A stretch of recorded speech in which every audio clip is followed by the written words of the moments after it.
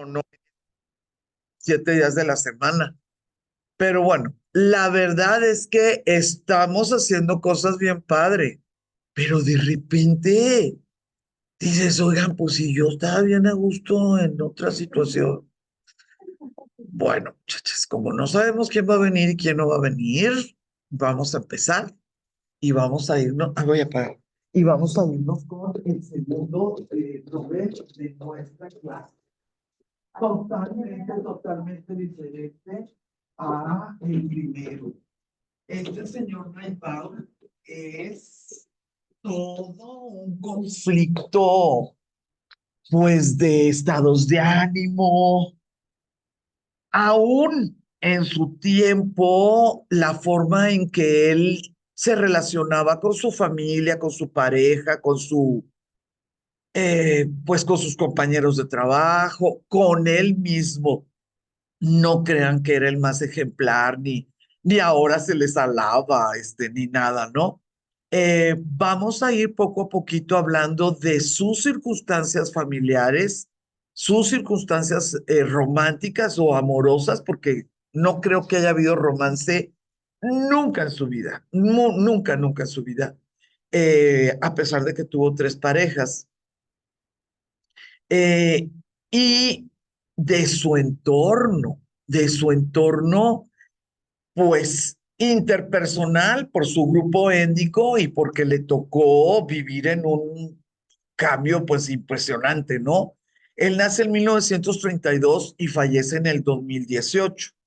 El premio Nobel lo recibió en el 2001, entonces sus 17 años finales, si no hubiera, bueno, esa es opinión mía, si no hubiera recibido el Nobel, pues quién sabe si hubiera estado muy solo, porque él fue áspero, él fue difícil de tratar. Y cuando, en esas últimas décadas, digamos, sí fue muy criticado por el tipo de relaciones que tuvo con sus mujeres.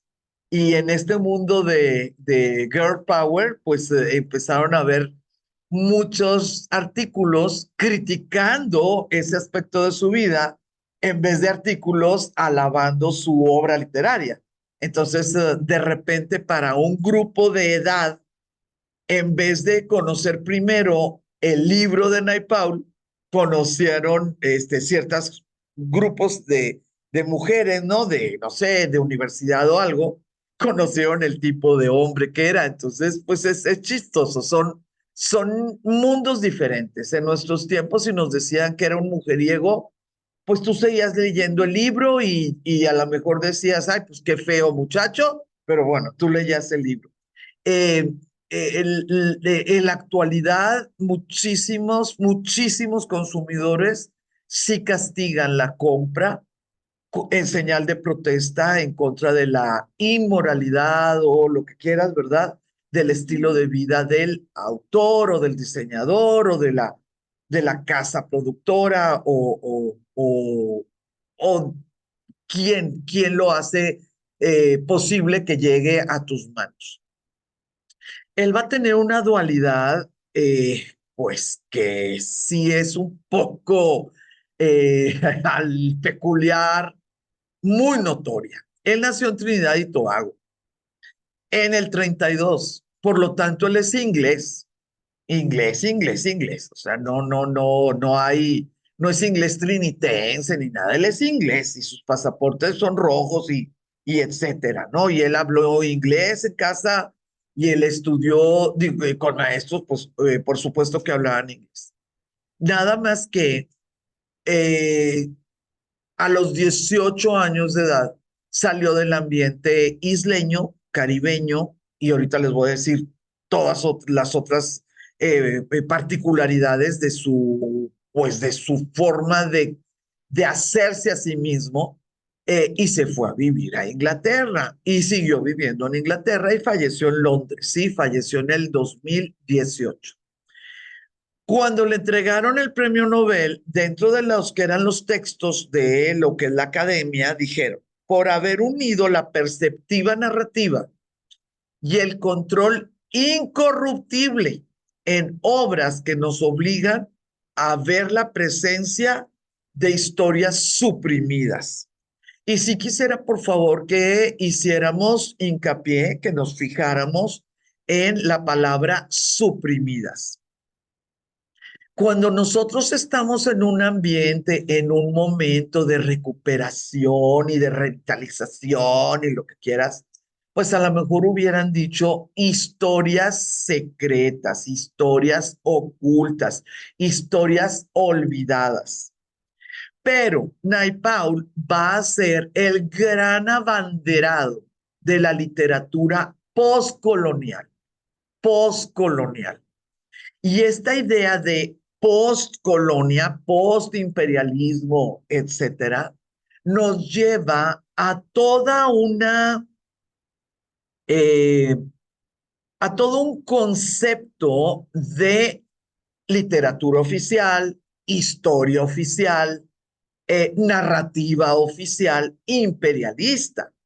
Los ingleses en sus colonias publicaban lo que le quedaba a la colonia, promocionaba lo que era bueno para la colonia, etcétera, sí, para ese momento donde los ingleses mandaban y tenían que tener una cara oficial. El postcolonialismo es muy posterior a la Segunda Guerra Mundial, que es cuando se empezó a desmembrar el imperio, pero no le hace que haya una carta o una acta o una nueva constitución. Lo que se tarda, bienvenida. No, pásele, pásele. Lo que se tarda la mente de los descolonizados, ¿sí? La mente de las personas que ya no pertenecen a la corona, lo que quieras, corona española, no sé, gobierno francés, ¿qué más les gusta? Bueno, en este caso, ¿verdad? La corona inglesa. Estamos hablando de Trinidad y Tobago y el mundo que le tocó vivir al Premio Nobel de Literatura 2001, que es BS. Ahorita van a ver por qué, imagínense nada más, siempre fue BS, porque el nombre es ligeramente Vidyadhar Suraj Prasad. Sí, hace con ya, Vies. Su familia le decían Vía, le decían Vidia, pero bueno, como no es que todos sean amigos de él, ¿verdad? Entonces, él siempre se firmó simplemente con las iniciales. Y en esos tiempos, el Naipaul no era algo que pudieras tener duda si era el uno, el 2 o el 3. O sea, pues en esos tiempos Naipaul era él. Uno de sus hermanos también fue escritor, pero no fue escritor importante.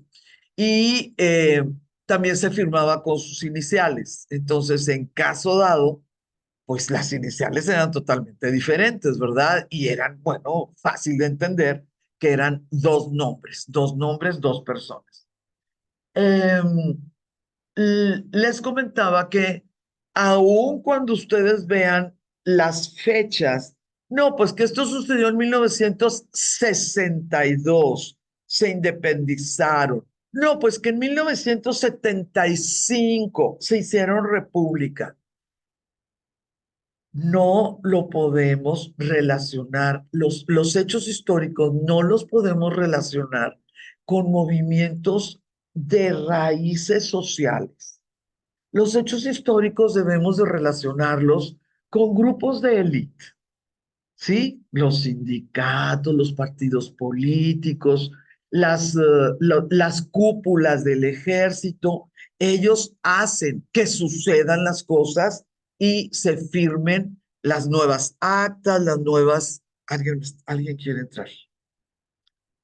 Vamos a hablar, vamos a hablar, vamos a hablar, a ver si alguien está diciendo. Aquí está, Cristian. No. Eh,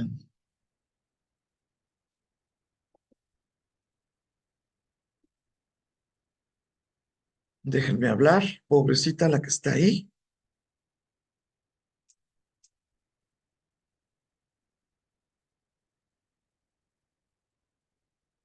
Lo que me mata, pero de veras me mata, es que eh, si no contesto, tienen que hablarle a mi muchacha.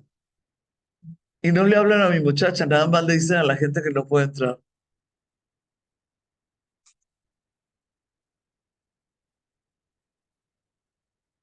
¿No sería que me estaban hablando para ti? No, ¿verdad? Ah, estás aquí. Ok, muy bien, muy bien. Pues no me contesta. Bueno, ahorita vemos.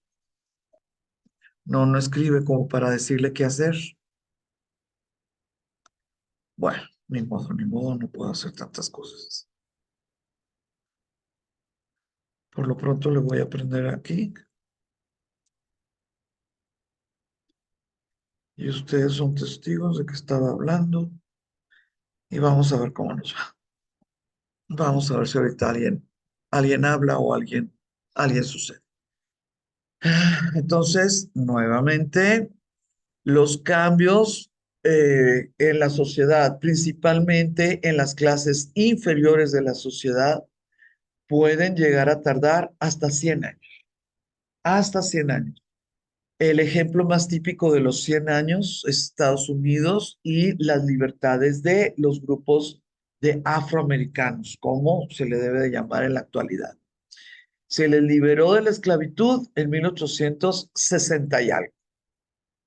En 1960 y algo estaban en pleno movimiento de Luther King, Malcolm X, Panteras Negras, etcétera. Y cuánto se tuvo que tardar esos asesinatos y estas muertes en las calles y todos, 100 años después de la guerra que les dio legalmente sus derechos. ¿Qué tanto tuvieron que tardar para ellos poder tener poder político y económico y social? Pues ustedes ahorita vean estrellas de deportes, estrellas de pop, de verdad, de música pop, las producciones que hay de cine, etcétera. Estamos hablando de otros 50 años. Entonces, la ley fue totalmente clara. 100 años después, ellos lucharon porque esa ley fuera real y 50 años después ellos empezaron a acceder a poderes económicos y sociales. Entonces, el que nosotros, ahorita que veamos la historia de Trinidad, en qué Trinidad y Tobago, bueno, sus abuelos en Trinidad, solamente Trinidad, en qué Trinidad nacieron, vivieron sus abuelos, en qué Trinidad vivieron sus padres y en qué Trinidad le tocó pues vivir y crecer a él, vamos a notar que pues sí es muy fácil de entender la marca, ¿no? La marca que dejó dentro de su corazón y pues esas marcas las podemos notar en las diferentes maneras de manejar esa herida o de manejar esas cicatrices. Sí, lo podemos notar. Entonces, por favor, la presencia de historias suprimidas nos da una idea en que en el 2001 la Academia Sueca ya está condenando, no solamente describiendo. Porque cuando tú usas el verbo suprimir, alguien lo hizo, alguien suprimió. Entonces, si alguien dice que esas historias fueron suprimidas, el que está oyendo o leyendo ese mensaje, automáticamente una de dos. O le pone nombre al verbo, ¿sí? Suprimidas por los ingleses o por el pensamiento imperialista, o cuando menos, si no sabes tanto de historia o de este señor, la segunda opción es decir, ¿suprimidas por quién? Y ya en este momento, bueno, empieza las, pues el proceso, ¿verdad? De juicio, de tu poder reflexionar. Vamos a platicar un poquito de Trinidad y Tobago. No todo mundo sabe, ¿verdad? Cómo está esta situación. Trinidad y Tobago sí son dos islas, definitivamente, por muchísimo tiempo funcionaron como dos islas y cada quien tenía su vida, su comida, sus costumbres, sus festejos, etcétera. Como algo que a veces no lo tenemos muy claro, está a 11 kilómetros de la costa de Venezuela. Entonces, pues si alguien quiere ir a un hospital o si alguien quiere comprar algo para su boda o lo que quieras, pues claro que por muchísimas décadas iban a Venezuela, sí, o sea, no iban a otra parte, pues ¿qué iban a hacer?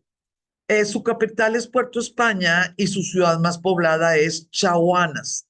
Ahí es donde nació nuestro escritor. Sí, ahí es donde nació Naipaul. No nació en la capital, pero sí nació en una ciudad viva, con infraestructura, con servicios, etcétera.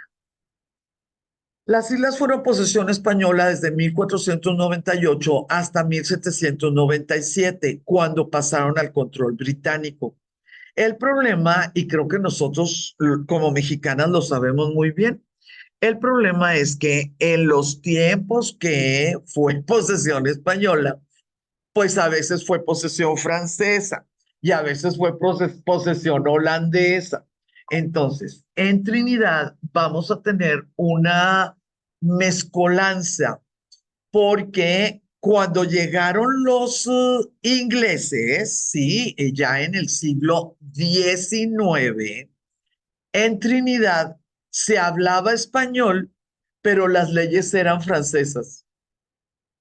Y luego llegaron los británicos y tuvieron que redefinir, pues, cuál era el idioma que les convenía hablar a los pobladores para poder entrar, pues, a todo, al comercio, a las funciones, a las oficinas de gobierno, a las aduanas, etcétera. Entonces, una vez más, se desenraizó el tipo de legislación y el lenguaje. A finales del 19 ya se conoce como Trinidad y Tobago, que son dos islas principales, pero muchas islitas secundarias. En el 66 se independizan de la corona. No quiere decir que sepan qué van a hacer, pero se independizan de la corona y empiezan muchísimos problemas para ver qué era, qué querían ser. Es bien fácil nuestro México, imagínense. Nos independizamos en 1821 y todavía teníamos guerras en los 60, ¿sí? 40 añitos, bueno, pues a ellos les costó nada más 14. Y lo que se decidió fue que se convirtió en república en 1976. Hasta aquí suena muy bonito, muy bonito. Pertenecieron mucho tiempo a un mismo país y luego cuando ese país se empezó a desmembrar, ellos tuvieron la fuerza de independizarse y de volverse república. La situación es muchísimo más compleja y ahorita se los voy a platicar. Durante este último periodo hubo graves conflictos étnicos entre los descendientes de africanos y los descendientes de indios, de la India. ¿Cómo va a estar el asunto? Bueno, fíjense nada más. El gobierno británico provocó una afluencia de colonos procedentes del Reino Unido y de las colonias británicas del Caribe Oriental. No vas a llegar a un lugar donde nadie habla tu idioma. ¿A qué? ¿Cómo los pones a trabajar? ¿Cómo les dices cómo vender? ¿Cómo les compras, etcétera?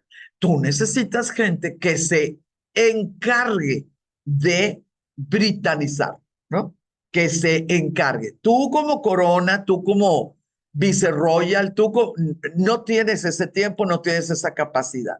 Pero si tú pones colonos que cada vez que hagan su trabajo de britanizar también ganan dinero, pues claro que esos colonos van a hacer un trabajo rápido, bienvenida, rápido y además eficaz. Y así fue como funcionó. Llegaron familias inglesas, escocesas, irlandesas, alemanas e italianas, así como algunos negros libres. Quisiera hacerles dos comentarios acerca de esto. Número uno, el que tú traigas ingleses, escoceses, irlandeses, alemanes e italianos significa que vas a tener a tres personas, de cinco personas, vas a tener a tres personas que hablan inglés, uno que habla alemán y uno que habla italiano. No es muy bueno, ¿no? Tú lo que necesitabas era cinco personas que hablaran inglés y que supieran realmente el moverse en un mundo británico.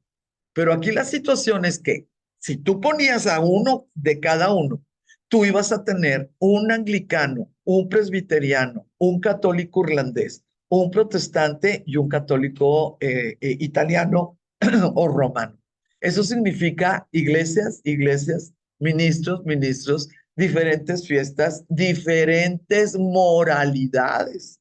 Es muy diferente, aunque las dos sean buenas personas, es muy diferente la austeridad de un anglicano a la festividad de un italiano. Los dos cristianos, claro, los dos buenas personas también, pero el mundo que se hizo por barrios va a ser muy diferente y no va a estar tanto relacionado al tipo de nacionalidad, sino al tipo de religiosidad y vida, ¿verdad? Vida diaria que iban desarrollando e instituyendo. Mi querida, este es nuestro, ¿cómo se llama? Autor del día de hoy. Se apellida Naipaul. Nació en el 32 y falleció en el 18. Nació en Trinidad y Tobago y por eso estamos platicando de Trinidad y Tobago. ¿Qué quisiera platicarles acerca de estos negros libres? Bueno, el que se haya abolido la esclavitud en 1833, acuérdense que los ingleses llegaron ahí en 1797 y luego ya en 1802 ya era por escrito y no había para atrás. Si tú querías retomar Trinidad y Tobago, era una guerra. Y en ese momento, la verdad, nadie se metía en guerras con el Imperio Británico. Entonces, la esclavitud se abolió en el Imperio Británico. Las ideas de abolición, porque todos eran cristianos, porque todos eran hijos de Dios, porque la Carta Magna era una idea donde todos los seres humanos tenían que estar regidos por una misma ley. Venía de Londres, ni siquiera de Inglaterra, ni del Reino Unido, no, no. Venía de Londres.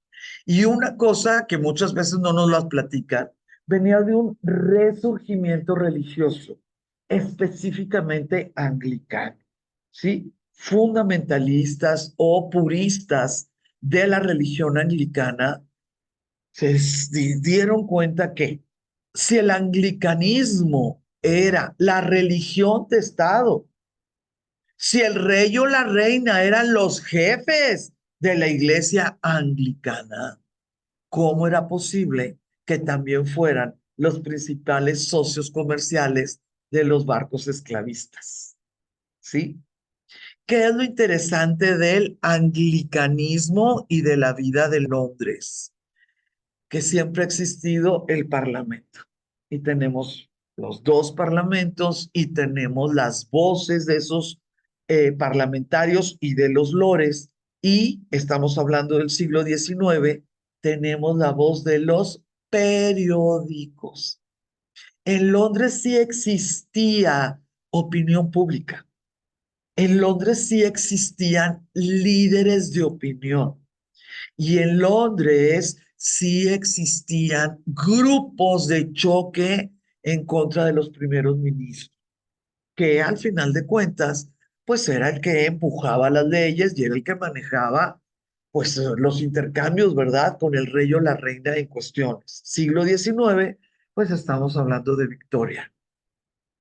El que se haya abolido en 1833 la esclavitud en el Imperio Británico no quiere decir que la gente estuviera totalmente de acuerdo con las altas ideas de las clases educadas del gobierno británico en la ciudad capital. No quiere decir eso. Entonces, si tú no estás de acuerdo con el abolicionismo, pero estás dentro de un imperio que te está dando estabilidad, infraestructura, prestigio y quieres seguir ahí. Hay ciertas maneras de equilibrar tu pensamiento y el pensamiento de los que sí saben, ¿no? Y de los que sí hacen. Entonces, pues, ¿qué es lo que va a suceder? Van a tomar unos pseudo esclavos, unos esclavos legalizados. ¿Qué es lo que va a suceder con esta idea? Que ellos muy fácilmente lograron que se aceptara por pues por el gobernador, ¿no? El gobernador inglés de Trinidad y Tobago. Lo que estaba sucediendo en esos tiempos, pues de abolición y de cambios sociales y todo, es que muchos de esos negros ya libres tenían cómo ir a otro pueblito o a otra ciudad, porque también habían llegado, aquí están, negros libres. O sea, en el 33 estaban conviviendo negros esclavos en las plantaciones de azúcar y de cacao, pero estaban negros libres que, bueno, pues le hacían su luchita como cualquier blanco libre, ¿verdad? En pueblitos. Entonces, muchos de los negros que de repente fueron libres, a diferencia de Estados Unidos, que te liberaban y a dónde te ibas. No sabías leer, no sabías escribir, no tenías un centavo. Tus parientes estaban ahí contigo en la plantación de algodón. A ver, ¿qué hacías como negro libre en Estados Unidos? Bueno, eso no pasó en Trinidad. Muchos de los negros libres pudieron ser empleados y luego pues la vida sigue, ¿verdad? Perdón, muchos de los negros liberados pudieron ser empleados de los negros libres. ¿Por qué? Pues porque se tenían confianza, porque comían lo mismo, les gustaba lo mismo, bailaban lo mismo, de alguna manera tuvieron un pase de salida.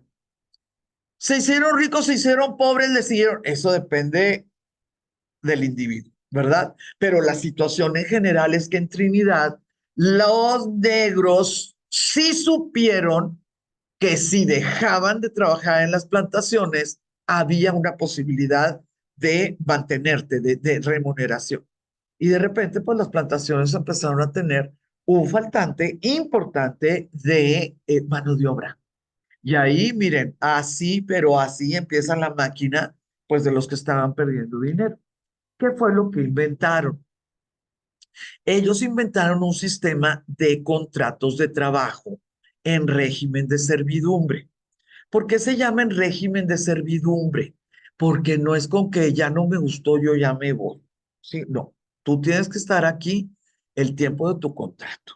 No te puedes casar, no puedes tener hijos, no puedes así. O sea, era un contrato muy específico.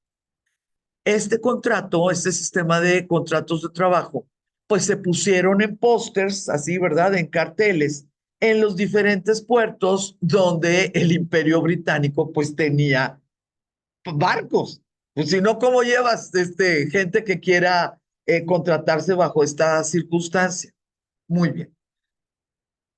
¿Hubo chinos? Sí, hubo portuguesas también, sí, sí, sí, hubo de todo un poco. Pero 150,000 indios aceptaron este tipo de cosas en un lapso de medio siglo. 150,000 personas aquí en el municipio de Zapopan marcarían una diferencia importantísima. Ahora imagínate en una isla. Todo lo que pasa allá adentro se cocina y se modifica y lo que quieras adentro, porque es una isla. Entonces, claro que va a ser algo increíblemente significativo esta idea, este sistema de contratos de trabajo. En un inicio duraban 5 años y desde que llegaban se les mostraba el famoso pasaje, ¿no? El famoso pasaje de Trinidad a la India, ¿no? Cuando terminaras estos 5 años. Nada más que, pues ahí fue, qué triste, ¿verdad? Es solamente el principio. En un 2x3 se dieron cuenta que pues en 5 años no es cierto que se cambiaban las cosas y que en 5 años muchos de ellos sí tenían niños, ¿sí? Porque pues como yo no, en la India en el siglo XIX los matrimonios eran cuestiones religiosas, no civiles, pues muchos de ellos se casaban de veras y pues siguiendo las normas, ¿verdad? De su grupo o de su casta y tenían niños, según ellos, bien, o sea, no era que estuvieran ahí desperdigando hijos y eso los británicos pues no lo entendían, ¿no? En el siglo XIX.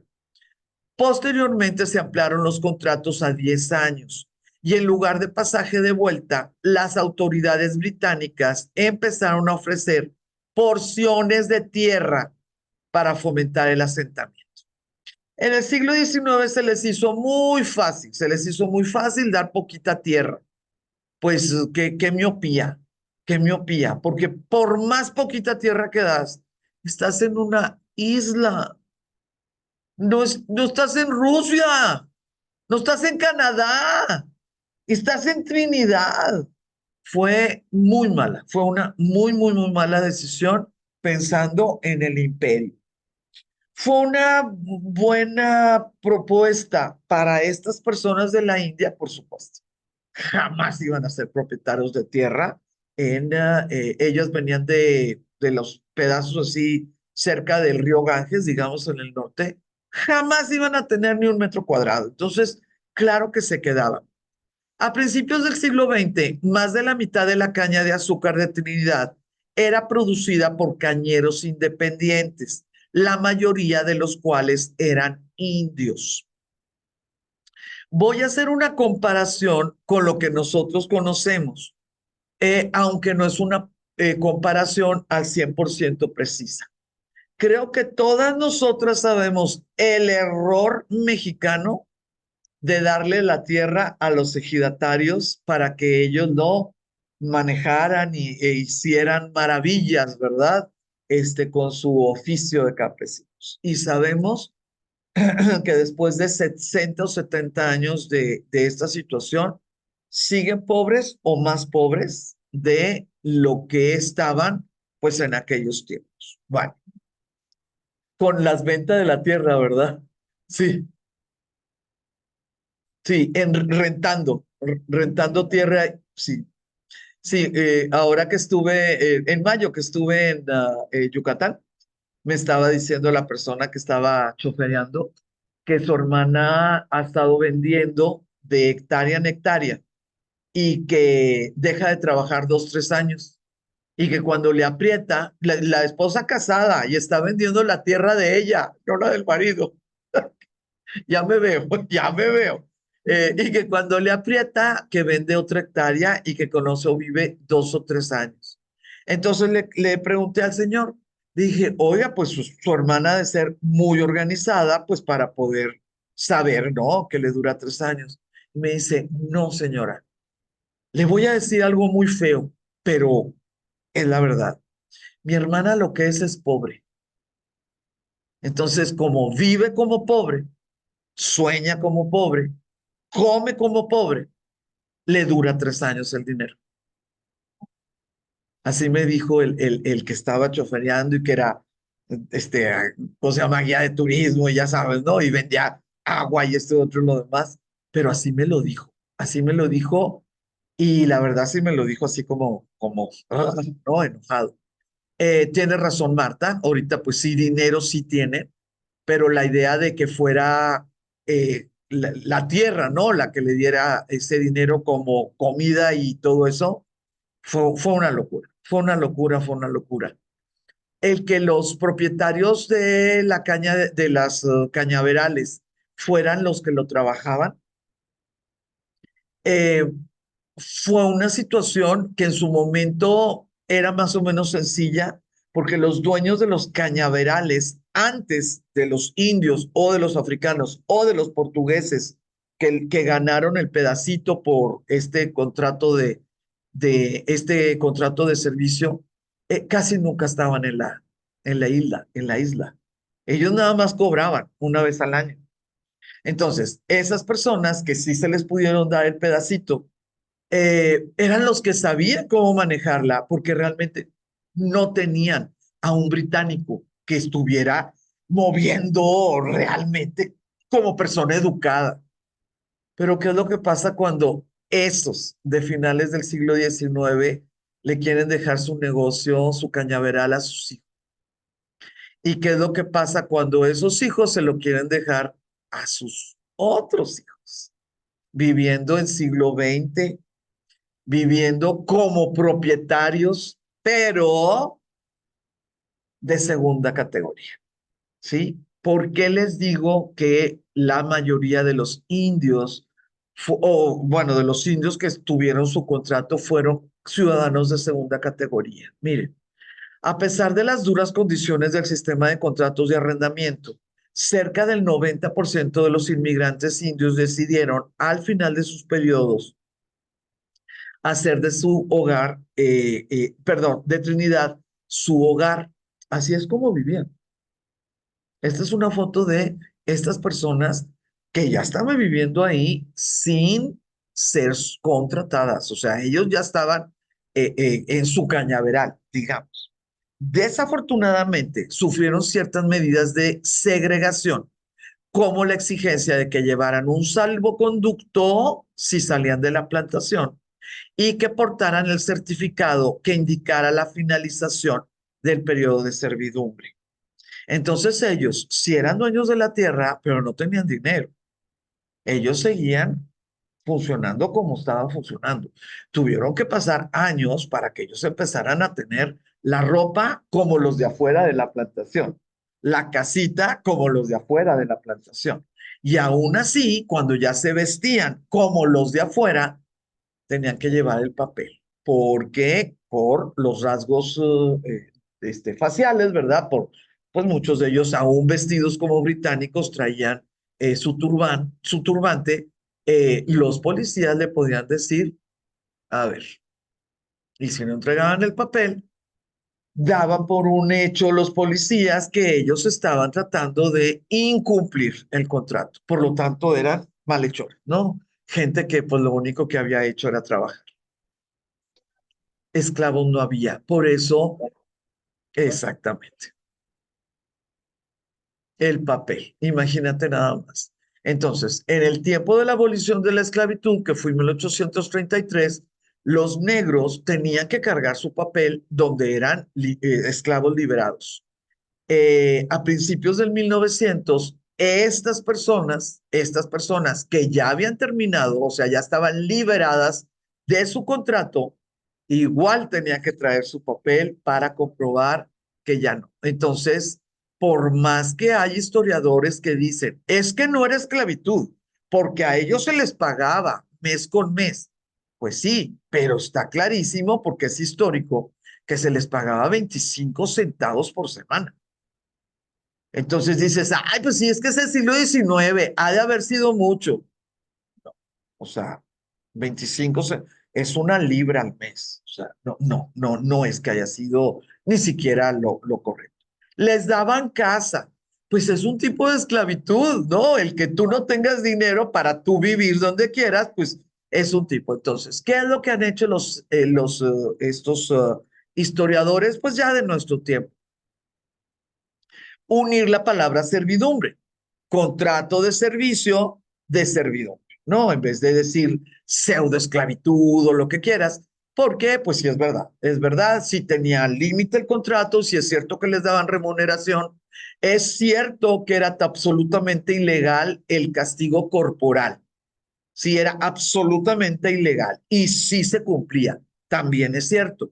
Pues sí, pero si no te puedo decir pues es un tipo, ¿no? Es un tipo, es un tipo. Ahora, siempre va a haber maneras de mostrarle la cara al mundo. Siempre va a haber maneras. Imagínense Trinidad, a 11 kilómetros de Venezuela. ¿Qué, qué inglés puede saber? ¿Qué está pasando en Trinidad? Pues nada más a los que les conviene que no se sepa qué está pasando en Trinidad. No, o sea, pues, la verdad, quién va de paseo o a veranear? No, a Trinidad. No era el momento. Entonces, nosotros vamos a tener una buena cantidad de pinturas, una buena cantidad de ilustraciones. Es siglo XIX, ya existe la impresión de grabados, todo, ¿verdad? Donde se pinta la vida de estos indios que trabajaban subcontratados de esta manera. Entonces, pues sí me gustó mucho, ¿verdad? El poder encontrar la fotografía de una realidad y poder encontrar una de muchas pinturas del siglo XIX donde se platicaba, ¿no? El tipo de vida que se vivía en Trinidad. Ahora, vamos a tener una situación donde los abuelos de Naipaul entraron en un momento específico, ¿verdad? Socioeconómico, cultural, lo que quieras. No por una lucha de ellos, sino por el mismo flujo de ideas modernas, digamos, ¿no? Que caracterizan a los británicos, pues pudieron ser libres del contrato, pudieron tener tierra, pudieron casarse, tener hijos, etcétera. Los papás de Naipaul van a vivir en un entorno urbano, los papás, tanto el papá como la mamá. Entonces, esto que les acabo de platicar son los abuelos. Pero ustedes creen que los abuelos no dejaron una marca, no dejaron una señal en los hijos, o sea, en los papás de Naipaul. Pues ahorita les voy a decir hasta qué punto va a llegar la señal. Sigue avanzando el siglo XX y en la década del 20 la industria de la caña y el azúcar colapsó. ¿Cómo no va a colapsar si los dueños no tuvieron ningún tipo de educación? Si no tenían cómo asociarse porque ellos eran indios y para que más les guste, hablaban su propia lengua, el Indostán Trinitario. Hablaban su propia lengua, no tenían educación y hablaban su propia lengua. Claro que va a colapsar. Sin socios comerciales, sin avances tecnológicos, lo que se vio en un momento como el inicio de una buena nueva vida, porque soy propietario de mi pedacito de cañaveral, no hubo manera en que ellos pudieran pues seguir con el ritmo, ¿no? Seguir con el ritmo de avances tecnológicos y comerciales. ¿Va a haber una depresión? Sí. ¿Trabajadores rurales y agrícolas sufrieron? Sí. ¿A dónde se van a tener que ir? Pues a donde los contraten. Y a donde los contraten, pues van a ser fábricas. Van a ser fábricas de lo que ustedes quieran, de cosas así muy, muy medianitas. Y ahí es donde va a empezar otro problema en Trinidad. Ya ven que les dije que había problemas de grupos étnicos, principalmente entre descendientes de africanos y descendientes de indios. Bueno, nosotros vamos a tener que empezar un movimiento obrero. Entonces, ahora este movimiento obrero va a tener una lucha entre clases. Pues sí, pero entre esas clases vamos a tener quiénes eran alemanes, quiénes eran irlandeses, quiénes portugueses, quiénes indios, quiénes africanos, quiénes hijos de negros libres, quiénes hijos de negros liberados. Y el problema, no, ¿verdad? ¿Quién es de un color? ¿Quién es de otro? No, aunque tú seas hijo de alguien, sabemos que, o sea, de alguien en específico y tengas un apellido, sabemos que los colores de la piel te facilitan o te obstaculizan, ¿verdad? Los caminos en el mundo. Con la industria del cacao y el azúcar. De los dos. Los indios, de los 150,000 indios, no sé en qué proporción, pero ellos iban a cacao y azúcar. A lo que se pudiera, porque había muchísima fruta, había también una fibra que ellos sacaban de lo que son palmeras y todo, y la exportaban como nosotros exportábamos eneque, ¿sí? Ellos también lo hacían. Exportaban producto ya hecho en cuanto a ropa, comida, lo que quieras, y había personas que solamente vivían en Trinidad como paso de Sudamérica a otras partes. Entonces, claro que había delincuentes, piratas, lo que quieras. Entonces, los europeos que estuvieron en Trinidad, pues muchos de ellos fueron a hacer su vida para dar servicios, para dar el restaurante, el hotelito, ¿cómo se llama? El negocio de la carreta, la carroza, los muelles, ¿cómo se llaman?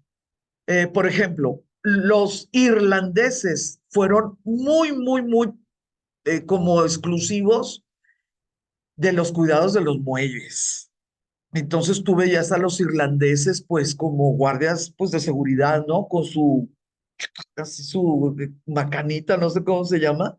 Y si llegaron, no sé, 10 irlandeses y agarraron ese trabajo por casualidad, muchachas, ya no hubo uno que no fuera irlandés que llenara la siguiente vacante, ¿no? Así se iba haciendo.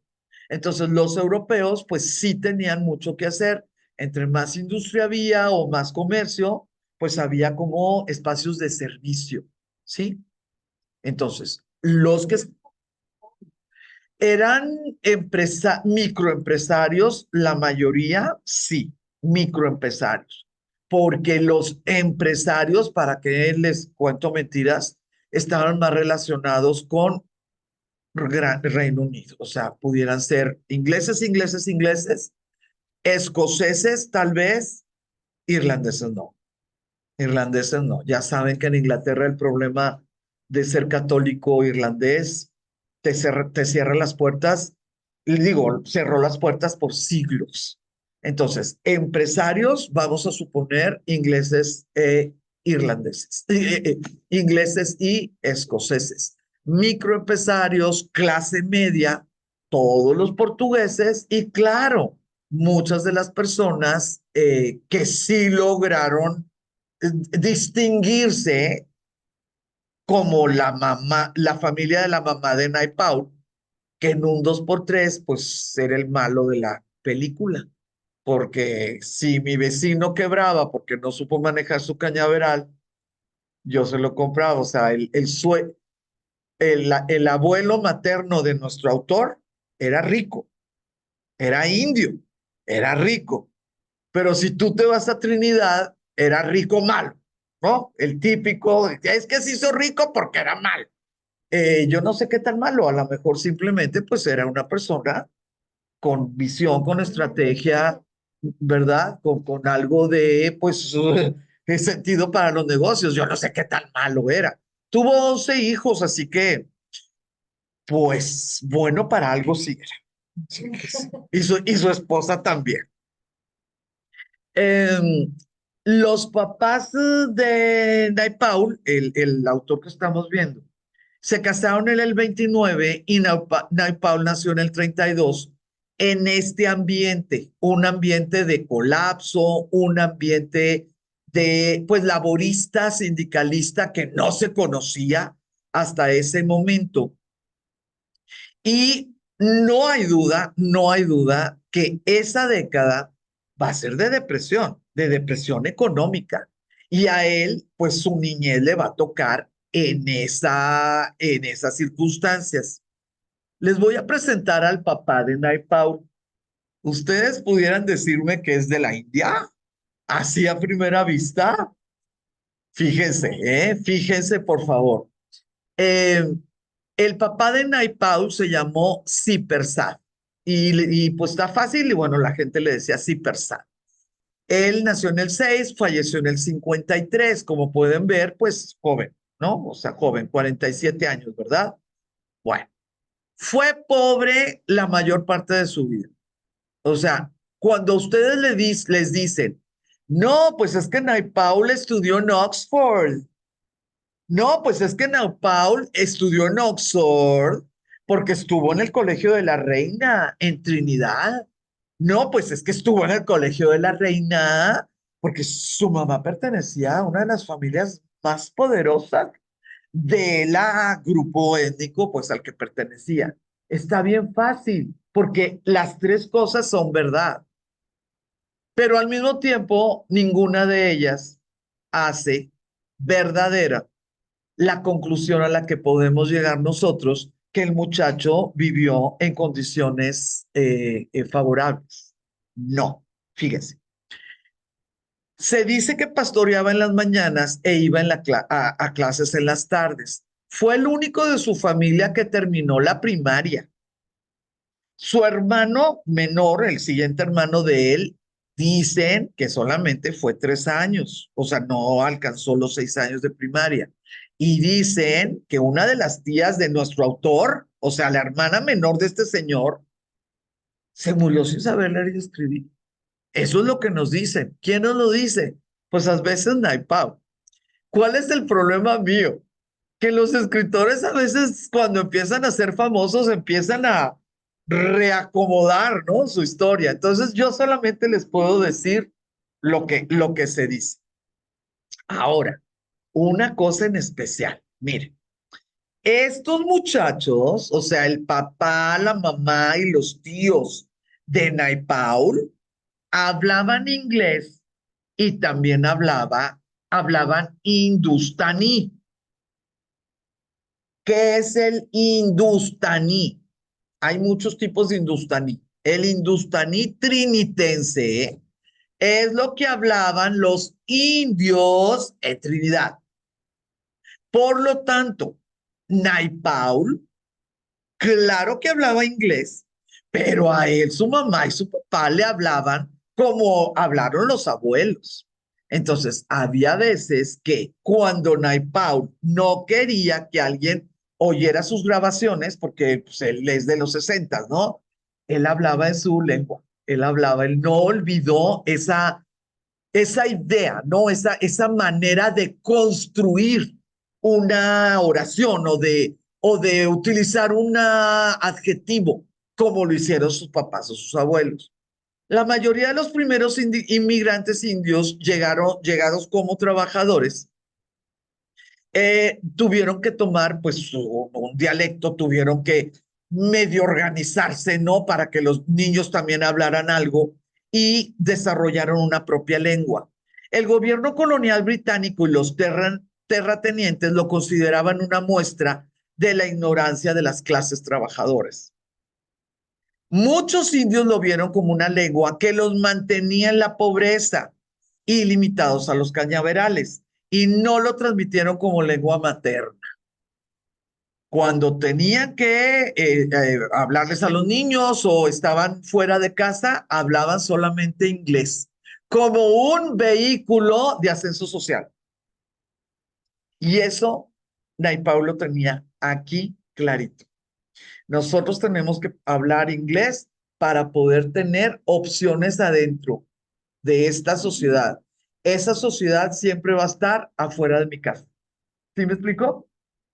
Adentro de mi casa nosotros somos indios, hablamos hindustaní, comemos lo que comían nuestros abuelos, tenemos una religión que llegó desde la India. En pocas palabras, somos ciudadanos, seguimos siendo ciudadanos de segunda categoría. ¿Ok? Fíjense. A pesar de su limitada educación formal, Naipaul Sr. se convirtió en el corresponsal central del periódico El Guardián, donde fue el primer periodista indo-trinitense del periódico. ¡Pum! La llamada de la suerte por primera vez aparece en esta historia familiar de nuestro autor Naipaul. ¿Por qué lo contrataron? Porque estaban vendiendo muy poco los del periódico, porque los del periódico sabían que los de los indios y los estos y los otros, claro que les gustaba leer el periódico, pero lo leían en la tarde sin gastar el de la mañana, porque los blancos tiraban el periódico y claro que las otras personas que sí querían leer el periódico, ¿verdad? Lo, lo adquirían, ¿no? Bueno. Dentro de esta idea de modernización, siempre va a estar la inclusión de minorías. Cuando una empresa, cuando siempre se voltean a ver a las minorías porque ellos son mercados potenciales. Y para tú poder hacerle caso a las minorías, pues tú tienes que tener a alguien de esa minoría en tu equipo. Y así fue como entró él. Dio el ancho, sí, fíjense que sí, resulta que el hombre sí sabía escribir. Autodidacta. Imagínense todo lo que tuvo que estudiar él solito, la gramática en inglés. Sí, o sea, no es que quieras escribir ahorita en el siglo XXI y te la pasas escribiendo maldiciones, ya saben cómo se escribe ahora, ¿no? Estamos hablando de los 40 en una colonia británica. Claro que él tuvo que hacer mucho, pero mucho esfuerzo para manejar adecuadamente el idioma. Va a tener varios artículos que van a ser un hitazo y las personas de la India y bueno, de otros espacios sintieron que ya tenían una voz, que no nada más era un periodista hablando de cosas de blancos. Entonces sí hubo ganancia en las ventas y los historiadores te dicen, fue una voz creativa, a menudo sensacionalista y ciertamente dramática. Cuando hablas de drama, ¿sí? Cuando hablas de drama, dentro de un artículo, una nota periodística, muy probablemente es una forma bonita de decir que maquillaba la no ficción, ¿sí? Si tú hablas de drama, quiere decir que le diste su maquilladita. Si tú eres un periodista serio y maquillas, pues estás hablando de ficción. ¿Sí? Maquillar una noticia es entrar en el mundo de tu opinión o de tus, ¿cómo se llama?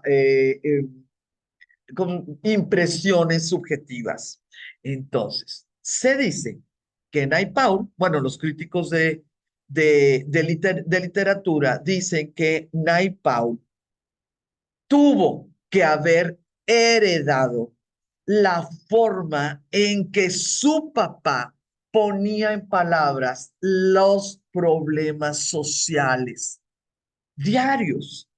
No, él no fue un gran hombre, él no fue el crítico de la sociedad, no. Él veía algo que pasaba en la esquina cuando fue a comprar la verdura de esa tarde, veía alguna injusticia o veía algo ridículo, ridículo en el sentido de que cómo es posible que siga pasando, ¿no? Y él lo platicaba en la cena. Y muchas veces esa plática de la cena era su trabajo a máquina y se volvía un artículo. Entonces, la forma en que constantemente Naipaul pudo en sus libros tomar esos contrastes de ridiculez, contrastes de anacronismos, contrastes de las diferencias terribles que significa pertenecer a un imperio británico décadas después de no ser imperio británico, le va a dar una y otra vez material para sus libros, porque casi casi escribió un libro por año y muchos de ellos fueron éxito inmediatamente. Ahora, en el momento que empezó a tener éxito, que nuestro autor, ¿verdad? O sea, Naipaul, ya estaba muerto su papá, ya él ya estaba casado, ya había pasado muchísimas pobrezas, pero en el momento que empezó a tener éxito y se le catalogó como escritor de literatura postcolonialista, fue vivo, fue vivo.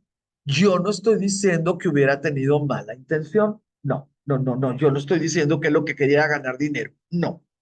Pero sí estoy diciendo que tuvo, pues, cierta voluntad de seguir escribiendo cosas nuevas y cosas buenas. ¿A qué me refiero? Va a empezar a escribir de la India, pero India. Y va a escribir también de los negros, pero de Estados Unidos.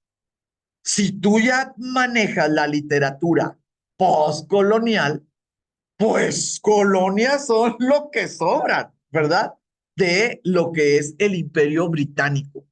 Por eso la gente nunca dejó de leer a Naipaul, porque él habló de Trinidad y Tobago, de la India, trabajo de los negros, de los cuentos de las cosas que pasaban ahí en Londres, y siguió, y siguió, y siguió. Tenía cuentos cortos, tenía crónicas de viaje, tenía novela, tenía artículos de periódico. Entonces, Naipaul era un hombre que constantemente estaba en los periódicos y en las notas y en las ferias y en los premios, en los premios.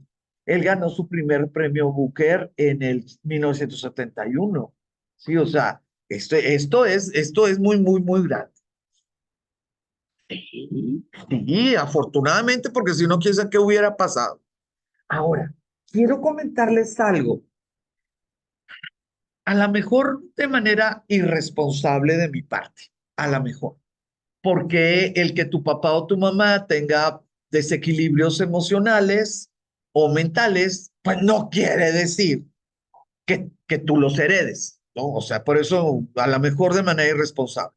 Pero sí quisiera hacerles este comentario. En 1933, que realmente pues Naipaul pues tenía 1 año de edad, él no tenía por qué haber sabido, pero constantemente era una plática, era una conversación en su casa. Entonces, así como cuando tienes una fotografía de cuando tu papá mató un oso en las escaleras y tú pasas y pasas y pasas y pasas, pues es parte de tu vida, ¿no? Cuando tu papá hizo eso, cuando tú no habías nacido, la. Bueno, parte de ese recuerdo, de esa construcción de quién es mi papá, ¿sí? Va a ser algo que sucedió en 1933. Va a parecer algo sin importancia. Lo que yo quiero que tengamos en mente es esto, colapso mental. Sí, colapso mental. Así lo clasificó Naipaul. Esas palabras son de él. Miren, en 1933, el papá, o sea, cuando trabajaba en el periódico y todo, escribió una nota donde criticaba que todavía hubiera creyentes de Kali, ya saben, ¿no? La diosa sangrienta de la religión hinduista. Criticaba que a esas alturas todavía hubiera creyentes de Kali y que en vez de ir a vacunar a estos mascotas o animales de casa en contra de la rabia, sacrificaran animalitos, pues de los chiquitos, ¿verdad? A Cali para que protegiera a los demás de la rabia. Un artículo, pues un artículo periodístico. Bueno, en un 2x3 a alguien le escribió, un anónimo, ¿verdad? Le escribió y le dijo que una maldición de muerte había caído sobre él y que la única manera que se iba a quitar esta maldición de muerte era sacrificando una cabra ante Kali. Entonces él le contestó en una palabra en hindustaní diciéndole, sí, por supuesto, o sea, claro, no, o sea, no le dio respuesta ni importancia ni no. Dice el autor que los amigos de su papá le insistieron y le insistieron y le insistieron, pues que sacrificara la cabra. Al final de cuentas, pues esa cabra se iba a morir, ¿no? O sea, es un animal que está hecho pues para sacrificarse. Y que se tardaron así como varias semanas, un mes, y que al final ese dilema entre y si es cierto lo de la maldición, ¿y cómo es posible que yo esté creyendo lo de la maldición si estoy criticando que la gente todavía crea en este tipo de cosas? Pues sí sacrificó, sí hizo el sacrificio con sus amigos y lo que quieras, ¿no? Desafortunadamente, no sabemos si lo que le causó el colapso fue esa imposibilidad de deshacerse de su pasado. No, pues él ya estaba casado con una muchachita de sociedad, él era una periodista con un nombre reconocido, él era un chamaco que tenía su carro, su traje. Físicamente no es tan sencillo que le pudieras decir, bueno, porque es en blanco y negro, ¿verdad? Nosotros no, ahorita no lo estamos comparando pues con el tono de su piel, pero no es tan sencillo que alguien pudiera saber, pues no sé si era indio o si era trinitense o qué era. No sabemos qué fue lo que causó el colapso, pero desde el 33 hasta el 53 son 20 años. Y fíjense que va a suceder algo, que en esos 20 años él no va a levantar cabeza. A veces va a tener permisos en el periódico, a veces va a tener pues unas rachas muy buenas de escritura, así como muy creativa y que la gente hablaba y todo. Y él va a escribir un librito. Ese librito, él va a pagar su publicación y va a lograr pagar, él va a poder lograr mil libritos, o sea, publicar 1000 ejemplares. Se dice que sí logró vender los 1000 ejemplares, no como pan caliente, ¿verdad? Pero que sí logró, pero que nunca logró que una editorial le pudiera publicar, nunca. Y que cuando estaba Naipaul, el autor de Nosotros en Londres, le llegaban cartas y cartas y cartas exigiéndole que consiguiera una editorial para ese librito, que es ficción, ¿verdad? Porque le surgía el dinero. O sea, nosotros sabemos eso. Entonces, mire, yo no sé no tengo idea.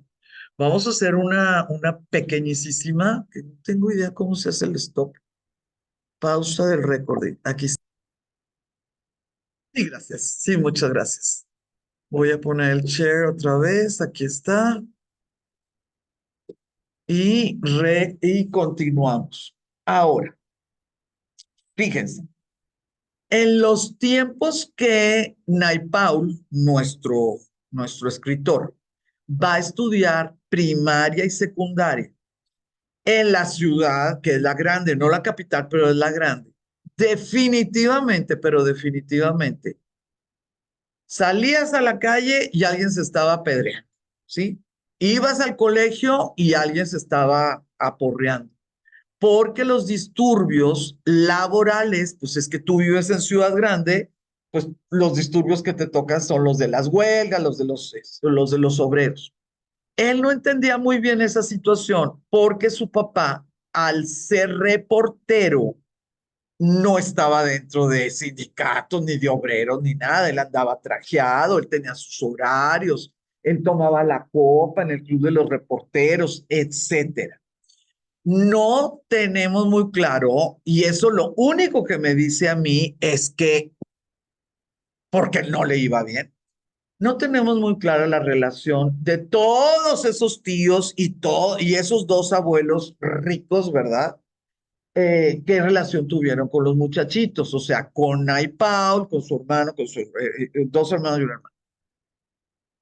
Quiere decir que no hubo, quiere decir que algo sucedió, que en algún momento sí se pudieron casar los papás, porque no se la robó, obviamente no se la robó, que sí se pudieron casar, el muchacho, papá de nuestro autor, nunca dio el ancho y pues las relaciones familiares empezaron a deshacerse.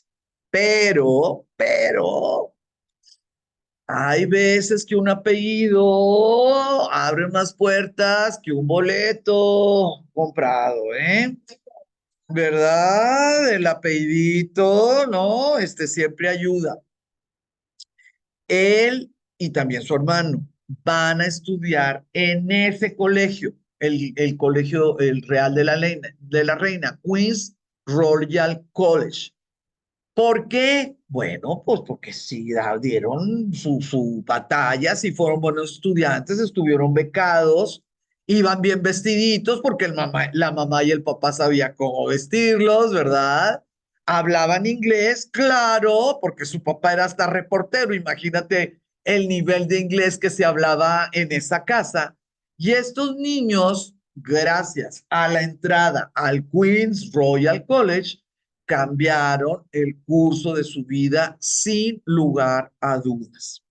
¿Cuál va a ser el siguiente paso en este cambio de vida de Naipau?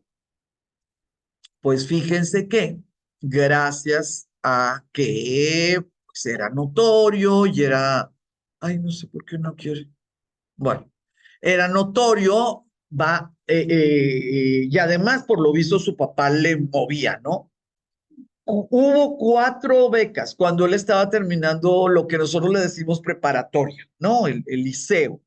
Hubo 4 becas para Trinidad, o sea, para la isla.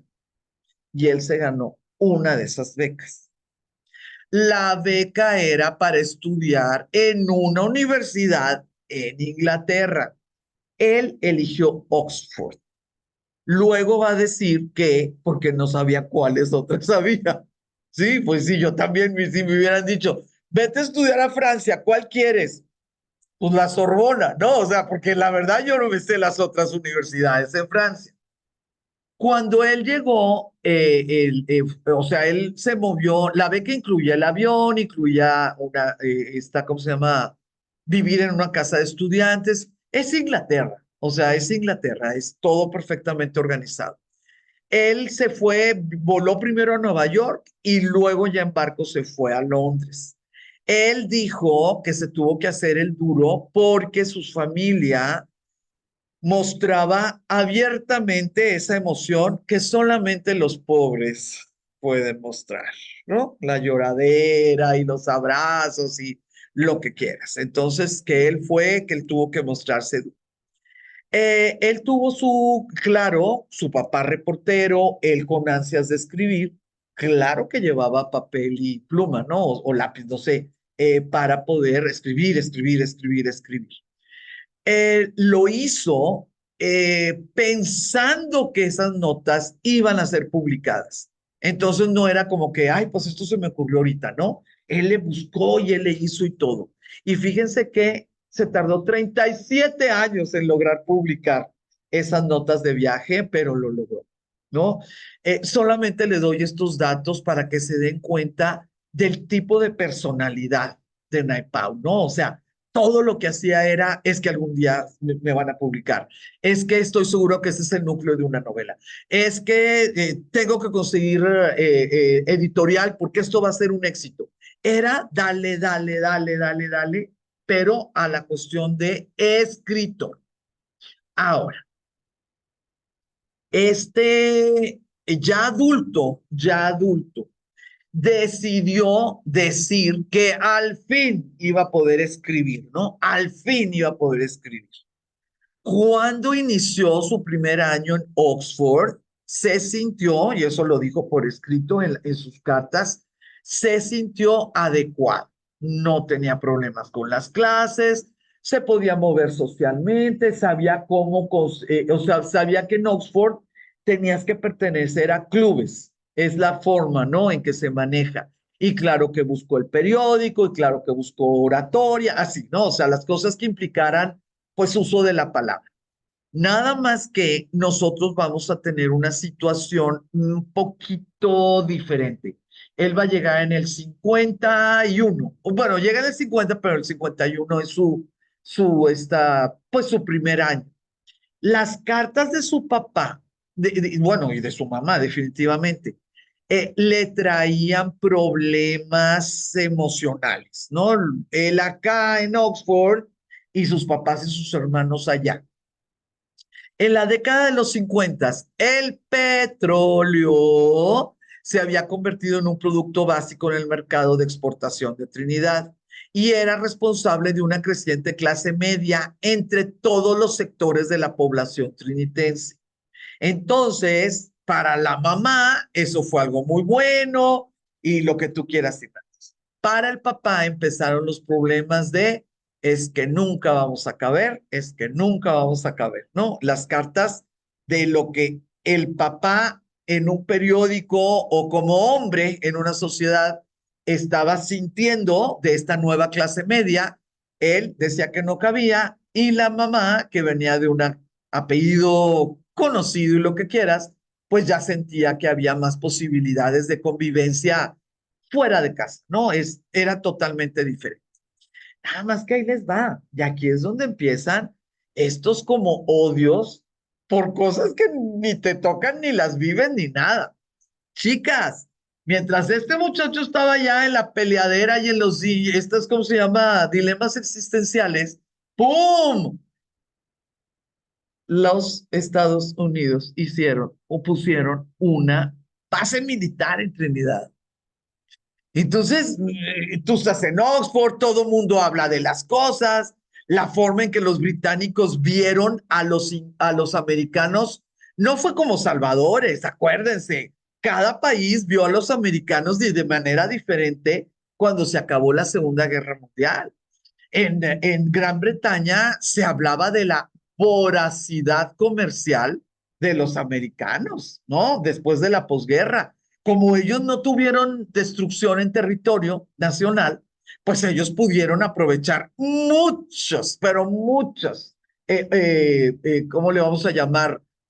Grietas en el comercio internacional que las tenía manejadas el Imperio Británico antes de sus bombardeos, de su participación en la guerra, de todas las pérdidas que tuvo. Entonces, no se veían de la misma manera. Y sabes que le llegan, pues las notas de periódico, las cartas y todo. Fíjense, los estadounidenses sí mejoraron enormemente las infraestructuras de Trinidad y proporcionaron a muchos lugareños puestos de trabajo bien remunerados.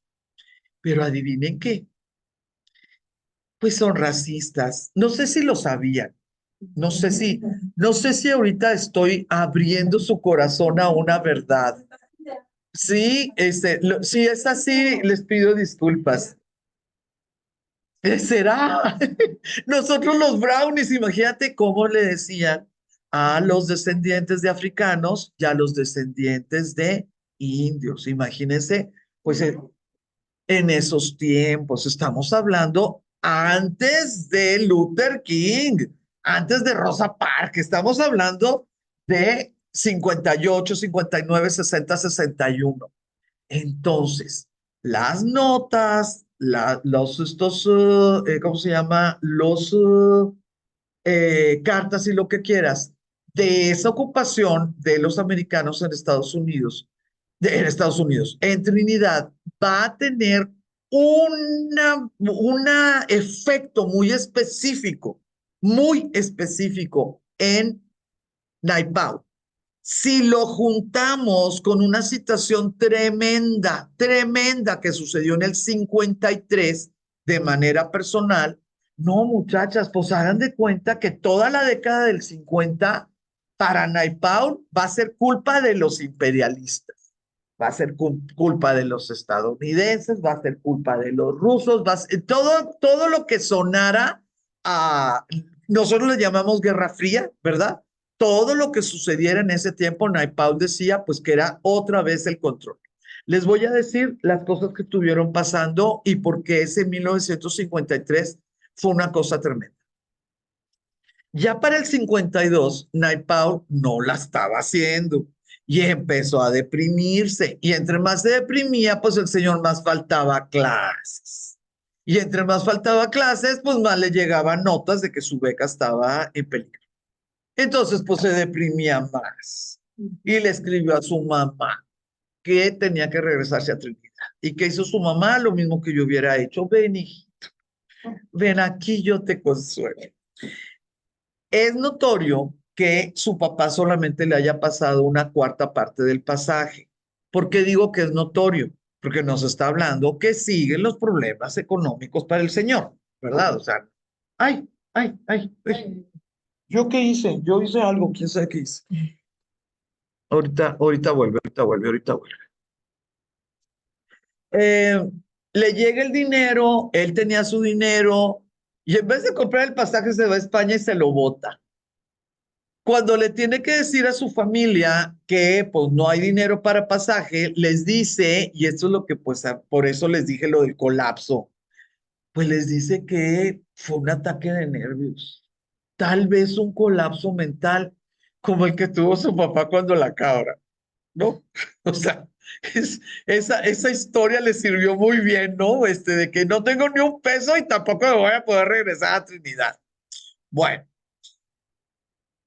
saca como puede, su licenciatura en literatura. Ya para ese tiempo ya había conocido a una muchacha inglesa y ya tenían ahí pues algún tipo de relación. En junio de 1953, él se gradúa sin honores. lo cual no crea que es un chiste. En nuestro tiempo, graduarte sin honores es lo normal. Graduarte con honores es lo bueno, así lo maravilloso, pero sin honores es lo normal. 90-95% de la gente. Cuando tú vas a Oxford becado, no se espera de ti lo que él calificó como una maldita y sangrienta en el sentido de bloody, la maldición, ya saben, el tipo de mala palabra, ¿no? Inglesa, maldita y sangrienta posición secundona. O sea, él supo que había hecho algo mal. Pero bueno, la licenciatura ya la tenía.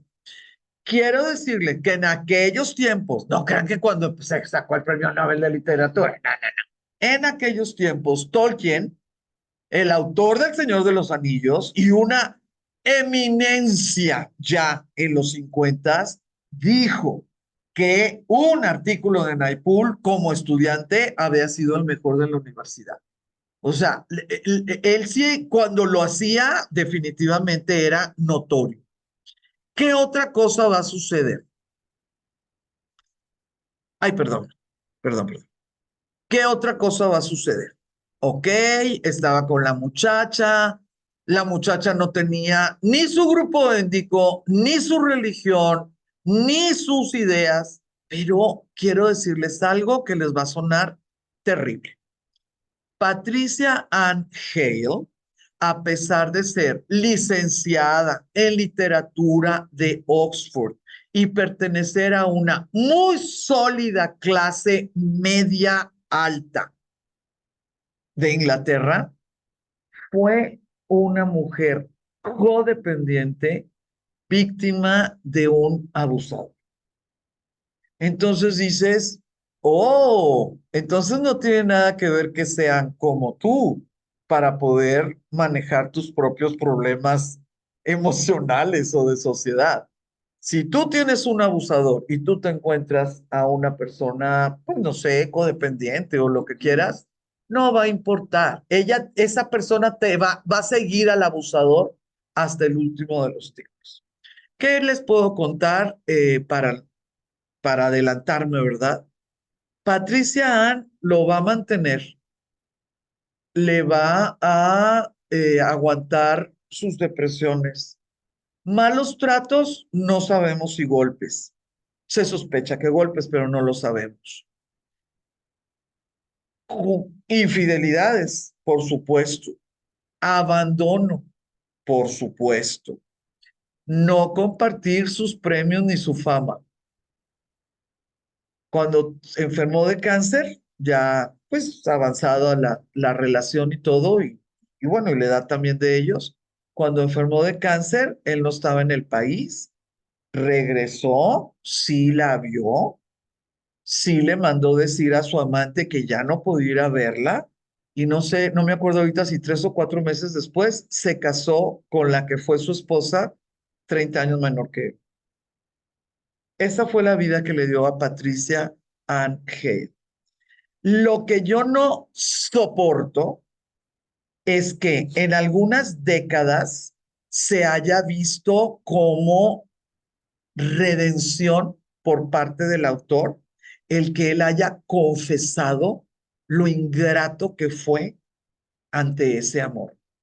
Se tomó como, ay, qué lindo, ya se dio cuenta y se está arrepintiendo. ¿Y la señora bien muerta? No, ese tipo de cosas a mí me mata. Quiero, por favor, nada más que sepan el nombre de Patricia Ann Hale, porque ella no tuvo una relación directa con su escritura, pero sí tuvo una relación directa con que él tuviera que comer para que él pudiera escribir. ¿Sí? Sí, lo mantuvo una buena cantidad de años. Entonces, sí se casaron, legalmente. No, ella es la primera esposa y luego tuvo un amante que se llama Margaret, que sostuvo una relación con ella años, y quiero decirles algo que me revuelve el estómago y se los digo de manera literal. Naipaul en algún momento confesó que en los primeros días revolcarse, ¿verdad? Porque fue puro sexo las primeras veces y luego ya no pudieron, ¿cómo se llama? Separarse. Que en sus primeros momentos, que estuvo 4 días o 5 días en un hotel y no sé qué, fue tanto el abuso físico en contra de ella que las manos las tenía hinchadas.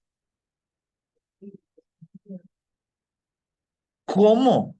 ¿Cómo alguien puede decir eso? O sea, ¿por qué puede suceder eso? ¿Qué cosa tan terrible?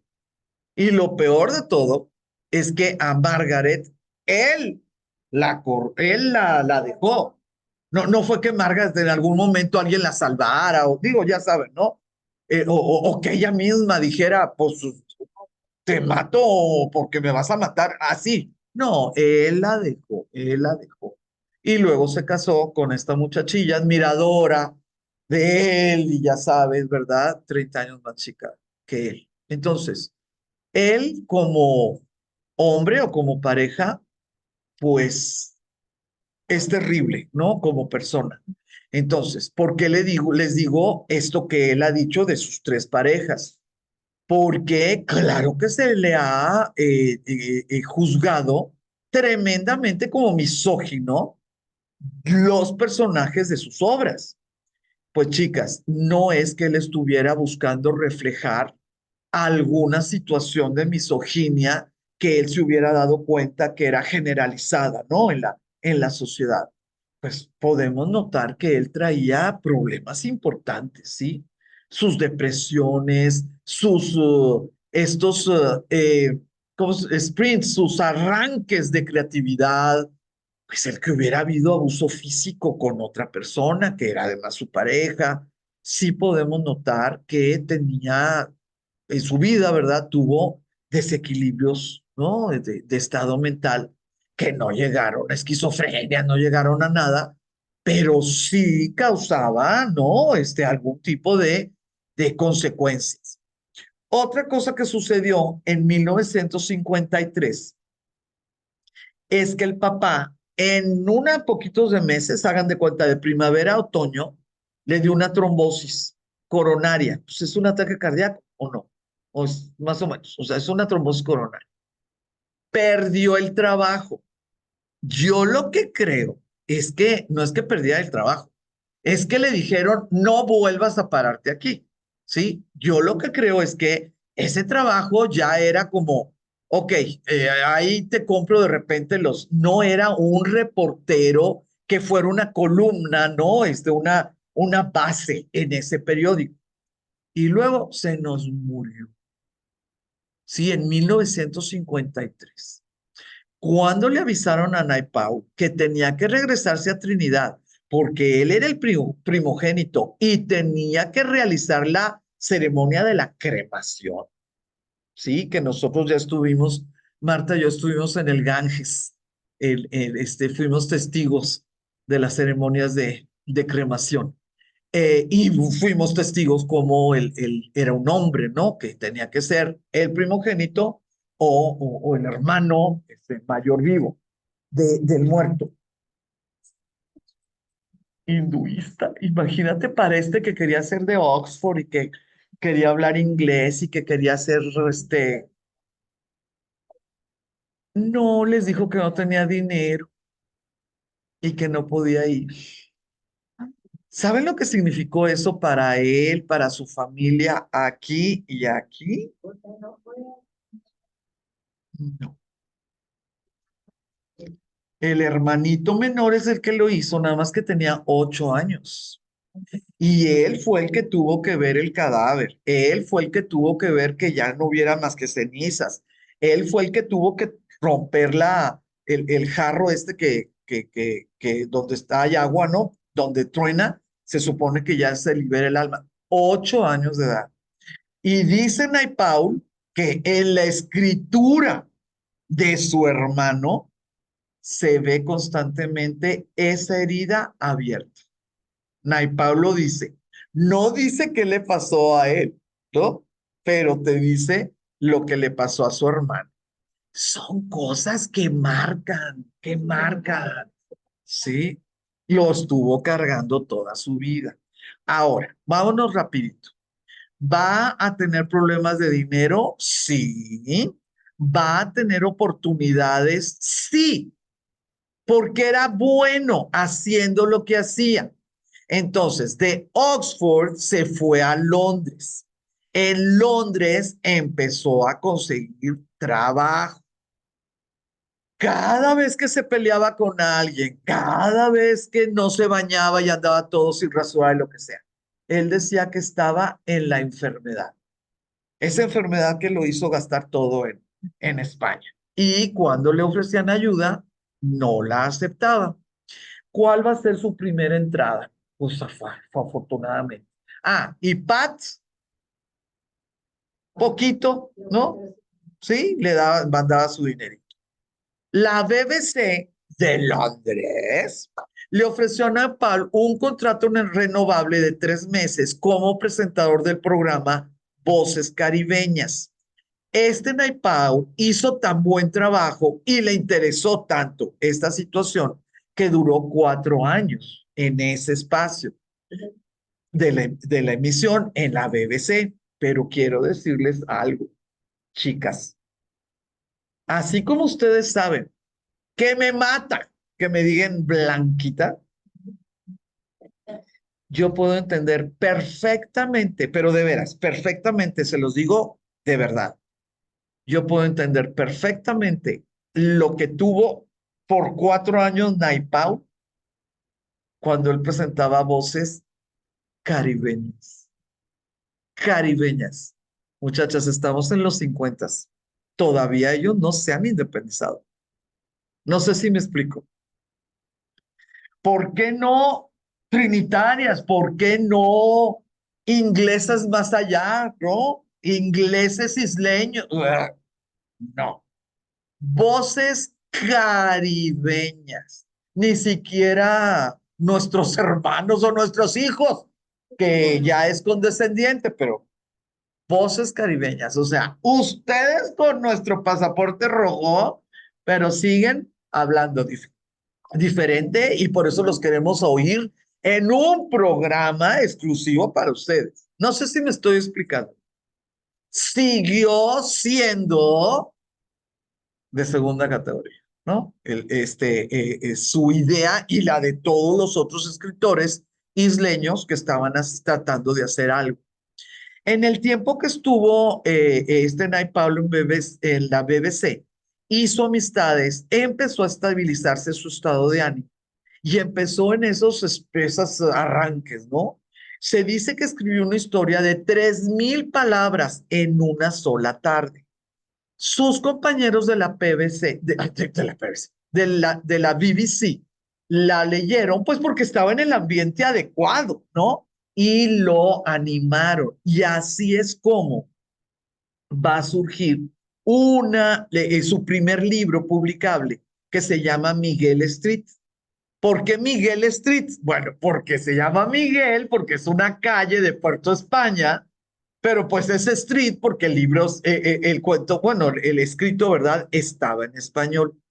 No se publicó de inmediato y cuando lo quisieron publicar, luego surgió un problema y se tardaron otros 10 meses. Pero gracias a eso va a entrar al mundo de las editoriales, que es importantísimo, de veras importantísimo.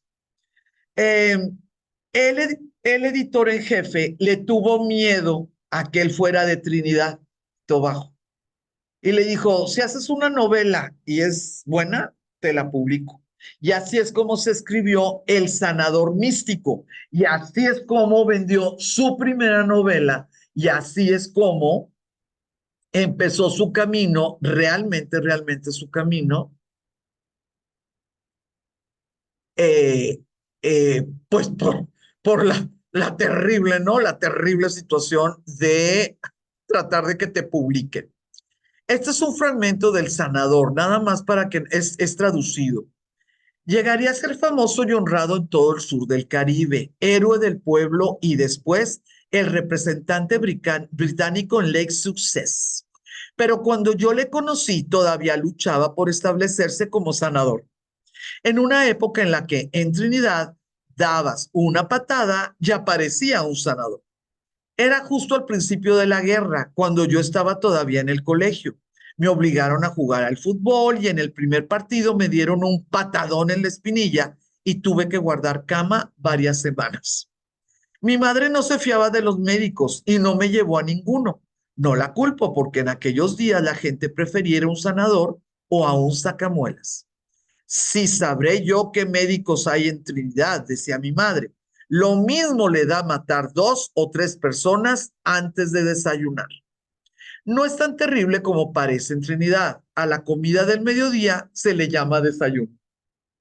Sí, sí, están viendo un poquito la forma en que escribe, ¿no? ¿Qué vamos a hacer? Pregunté. ¿Qué qué vamos a hacer? Dijo mi madre. ¿Qué qué vamos a hacer? Pues tú, a dejar la pierna tranquila unos días más, nunca se sabe qué puede pasar. Yo dije, yo sí sé qué va a pasar, que voy a perder la pierna. Ya sabes cómo le gusta a estos médicos de Trinidad cortarle las piernas a los negros. Negros, ¿sí? Entonces, nada más les voy a comentar digo, poquitito, nada más para darnos cuenta, muchachas, la escritura de este hombre nos abre, de veras, nos abre mundos que estuvieron cerrados. Y eso sucedió en los 60, en los 70, 80, 90. Entonces, en el 2000, cuando le dieron el Nobel, por supuesto que dijeron historias suprimidas, ¿sí? Historias rescatadas. Las 125 libras le sirvieron para pagar deudas. Y fíjense que en el 56 sí se fue a Trinidad, sí volvió a Trinidad. Trinidad se encontraba en su última fase antes de la descolonización y había una nueva confianza entre sus ciudadanos. Ay, fue feliz, porque en Trinidad comida por todos lados, si querías desvelarte, te desvelabas y había guasanga, ¿no? Con tus vecinos, la gente fumaba, la gente tomaba, la gente, no su familia, pero Trinidad en general. Entonces sí sintió un contraste tremendo en lo que él llamó la frugalidad, que no eran austeros por ser anglicanos, por ejemplo, que los británicos eran frugales porque no conocían la alegría de la vida. Y cuando tú ya tienes esa idea, tú empiezas a juzgar, ¿no? Todo lo que ves, lo ves desde ese punto de vista. Él se dio cuenta de la permanencia de la segunda clase de todas estas personas, pero también se dio cuenta de la corrupción en el sistema político. Entonces se dio cuenta que los que habían ganado, en su mayoría eran negros y musulmanes, aunque fueran indios musulmanes, y que otra vez los indios hinduistas a pesar de que los indios ya estaban ganando las elecciones, eran ciudadanos de segunda categoría. Va a haber una anécdota, no anécdota, va a haber una vivencia donde Naipaul va a ser a Chichincle, pues, estaba jovencillo y además no se iba a quedar en Trinidad, de uno de sus tíos que estaba tratando de, pues, tener escaños, ¿verdad?, para indios hinduistas. Y claro que él no lo ganó. Todo lo que vio ahí de cosas de risa, de cosas de vergüenzas, así, ¿verdad? Lo escribió, lo escribió, lo escribió. Y va a ser una novela cómica, El sufragio de Elvira. Entonces, la situación de poder lograr ridiculizar situaciones que se ven en todo el mundo, también va a ser un éxito, definitivamente va a ser un éxito para nuestro autor. Ahora, la relación con su mamá no la dejó.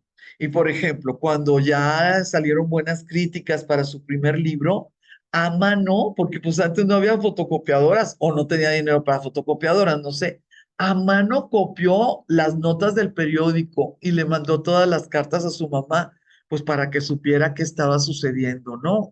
Con sus hijos. Y digo, con su hijo. Ahora, cuando él empezó a tener un nombrecito, las revistas le hicieron el favor de pues alguna entrevista, alguna nota, alguna todo. Y fueron las revistas las que le dieron esa catalogación de literatura postcolonial. En un dos por tres, mire, por favor, todos estos son estos son los imperialistas. Y todo eso que ven de colores a ustedes son los espacios postcoloniales. Imagínense nada más. En un dos por tres, Naipaul se vio en la necesidad de definirse a sí mismo. Antes de que lo catalogaran, no tuvo que definirse, pero después de la catalogación, sí. ¿Qué definición tuvo que hacer? A ver, mi literatura es por los postcolonial relacionada con Trinidad o es postcolonial relacionada con el Imperio Británico. Si ustedes pueden verlo rosa, miren, ¿verlo rosa? ¿O es postcolonial relativa al mundo? Pues fíjense que a través de 30 años cubrió las tres preguntas. Primero escribió lo que conocía y sabía, ¿verdad? Trinidad. Luego le siguió lo que quería, lo que en su corazón estaba, la India. Y luego terminó con una, pues, conocidísima situación, pues por las masacres y todo, ¿verdad? Que se veían en los periódicos de este momento de los sesentas y los afroamericanos, ¿no? En América. Entonces, pues es un hombre que escribió mucho, que hizo mucho, que trabajó mucho, que vivió mucho, sí, sí vivió mucho, al hacerse notorio dentro de la literatura postcolonial, se le va a hacer invitaciones, por ejemplo, a Argentina, se le va a hacer invitaciones a otros espacios donde quieren contarle su historia para que él pues sea el portavoz. En una de las idas a Buenos Aires va a ser cuando conozca a la muchachilla y bueno, ya se sabe la historia. ¿Qué libro les recomiendo? Este libro. Esta es su obra maestra, ¿sí? Una casa para el señor Biswas. Es desde el 61, desde 1961 y sigue considerada una de las 100 mejores novelas del siglo XX en lengua inglesa. Y terminamos, es muy buena, muy buena. No son de esos libros que les digo, muchachas, pues lean aunque sea el prólogo porque está dificilísimo el libro, no. Es novela, es una novela de principio a fin, cumpliendo con todas y cada una de las características de una excelente novela. Y termino con este fragmento. Aumentó el número de letreros en la habitación del señor Biswas. Trabajaba más despacio en ellos, con tinta negra y roja y lápices de muchos colores. Rellenaban los espacios en blanco con adornos complicados y las letras eran enrevesadas y ornamentadas. Pensando que le serviría ya de ayuda leer novelas, compró varias de las ediciones baratas de las Reader's Library. Las tapas eran de un morado oscuro con letras y adornos dorados. En el puesto de arhuacas resultaban atrayentes, pero su habitación apenas fue capaz de tocarlas. El dorado se le pegaba a los dedos y las tapas les recordaban a los paños mortuorios y los caballos de la funeraria que iban envueltos en los colores de la muerte todos los días. Brilló el sol y llovió. No se formaron goteras en el techo, pero el asfalto empezó a derretirse y a quedar colgando. Una legión de serpientes delgadas, negras, en continuo crecimiento. De vez en cuando se caían y al hacerlo se enroscaban y morían. Una noche ya tarde, cuando había apagado el quinqué y estaba acostado, oyó ruido de pisadas en la puerta de la habitación. Siguió tumbado, inmóvil, a la escucha. De repente saltó de la cama, agarró el bastón y golpeó la fresquera y el tocador de chama. Se puso a un lado de la puerta y empujó con furia la hoja de arriba con el cuerpo protegido por lo de abajo. No vino sino la noche, el barrancón silencioso sin color, los árboles muertos recortados contra el cielo, iluminado por la luna. 2 habitaciones más allá había luz. ¿Alguien había salido o había algún niño enfermo? Es buenísimo, es buenísimo. Y está basada en su papá, basada en su papá. Uno de los personajes está basado en sí mismo. Entonces, a pesar de que es una obra maestra de la literatura, pudiéramos entender un poquito los amores y desamores de nuestro autor. Entonces, esto era lo que les quería platicar el día de hoy. Espero que les haya contado algunas cosas que no se sabían. Muchas gracias.